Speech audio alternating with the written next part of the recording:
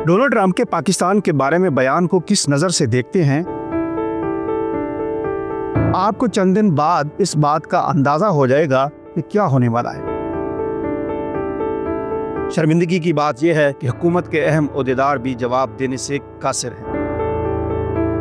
Donald Trump के पाकिस्तान के बारे में बयान को किस नज़र से देखते हैं? शाहजी ने मुल्तान रोड के ढाबे पर चाय की चुस्की लेते हुए सवाल किया। मैंने इधर उधर देखा और जवाब दिया कि ये तो ट्रंप का माहौल है, मीडिया में रहने का ट्रिक है, जैसे कप्तान का था। सुबह बात की, शाम को यू टर्न ले लिया। चाय की दूसरी चुस्की लेते हुए शाहजी बोले, ये कोई रूटीन बात नहीं। आपको चंद दिन बाद इस बात का अंदाजा हो जाएगा कि क्या होने वाला है। मैं भी ठहरा एक जिद्दी एडिटर और शाहजी एक सहाफत के कीड़े। झुंझला के बोले कि पाकिस्तान की कौम एक बार फिर बिकेगी, हुकूमत और इदारे एक बार फिर सहूलतकारी करेंगे, ये कंपनी यूं ही चलती रहेगी। मैं उठा और सीधा दफ्तर पहुंचा तो पता चला कि जाफर एक्सप्रेस को दर्राए बोलान पर यरगमाल बना लिया गया है। टीवी चैनल्स पर देखा तो मेन स्ट्रीम मीडिया पर सब अच्छा है, मगर हमारे जराए पल पल की खबर दे रहे थे जिनको रोका जा रहा था।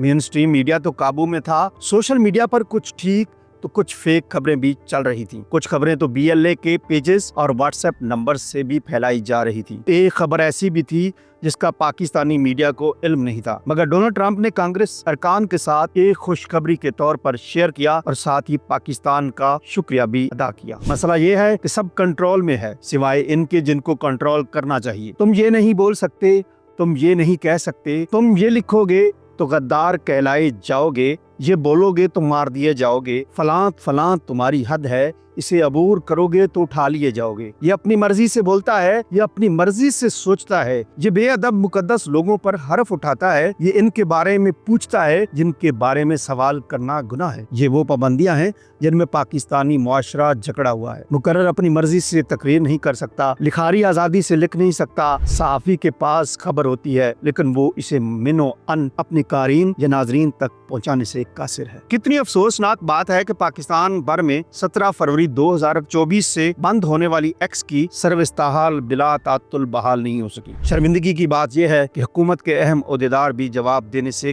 कासिर हैं और लाइलम नजर आते हैं कि इसे क्यों बंद किया गया, बल्कि इक़्तिदार पार्टी के रहनुमा भी इसको खोलने के हक में आवाज उठाते नजर आते हैं। वही एक्स की सर्विस हुकूमत VPN लगा के धड़ल्ले से इस्तेमाल करती नजर आती है। जब इमरान खान ने इक़्तिदार संभाला तो 5th जनरेशन और बाजवा डॉक्ट्राइन के बड़े बड़े चर्चे थे। एक मंसूबे के तहत इस मखसूस नजरिए को नो आमोज जहनों में उंडेला गया। इस वक्त नौजवानों को वॉरियर्स करार दिया गया और ये भी कहा गया कि जो बर्तरी पाकिस्तान और इसके इदारे को हासिल है वो इंडिया को भी नहीं। फिर वक्त बदला, हालात बदले और जज्बात भी बदल दिए गए। जो मुहिब्बे वतन थे वो गद्दार ठहरे और जो करप्ट थे वो सादिक और अमीन बन गए। जुबानो बयान कल भी कंट्रोल किया जा रहा था और आज भी। कलम, माइक, कीबोर्ड को कंट्रोल में रखने वाले चाहते क्या हैं? इनकी चाहत है कि ये इनके कसीदा खां बने रहें, जो हम कहें वही सुने, जो हम बोले वही लिखें। ये चाहते हैं कि कोई सवाल उठाने के काबिल ना रहे, ये चाहते हैं कि कोई दानिश की बात न कर सके।